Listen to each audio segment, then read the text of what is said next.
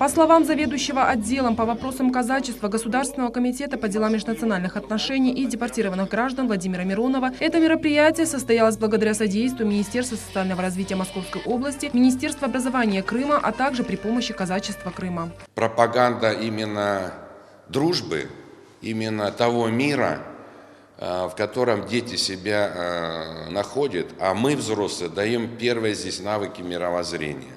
Стараемся как-то, может, уделить внимание на те аспекты, которые они, может, в школах или мало получают, или вообще не получают. Воспитатель Ходьковской школы-интерната Татьяна Карпова выразила благодарность Министерству социального развития Московской области и организаторам мероприятия. 52 ребенка впервые приехали в Крым. Они отдохнули, набрались сил и позитивных эмоций. Мы выражаем большую благодарность всем, кто организовал для нас такое замечательное мероприятие, благодаря которому наши дети здесь могли и учиться, и отдыхать, и получать знания. А также я хочу сказать большую благодарность тем, кто организовывает здесь замечательные мероприятия.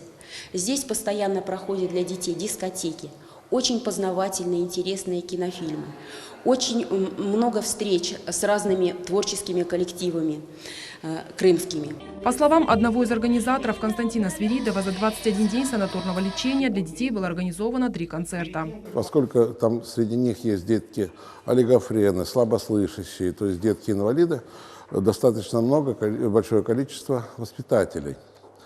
Наша дружба с вот этими детьми тянется уже в течение нескольких, ну, по крайней мере, лет 10-12. Вот. Сейчас вот так получилось, что мы можем сделать им приятное, подарить детям радость. Долгими аплодисментами дети сопровождали выступление 10-летней Авы Стягяевой, которая приехала из Байдарской долины. Девочка исполнила крымско-татарский танец там-там.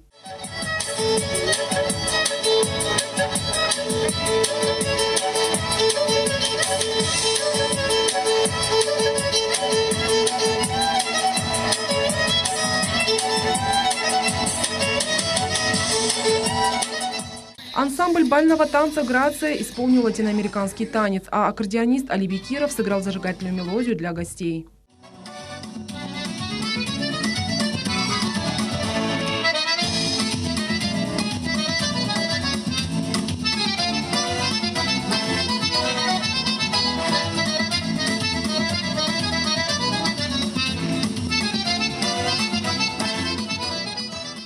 Взрослые вместе с детьми подарили детям праздник, который останется у них в памяти надолго. Также организаторы мероприятия наметили пути дальнейшего сотрудничества в сфере помощи воспитанникам детских социальных учреждений и людям с ограниченными возможностями здоровья. Сабрия Халиляева, Ибраим Ганиев, телеканал Миллет.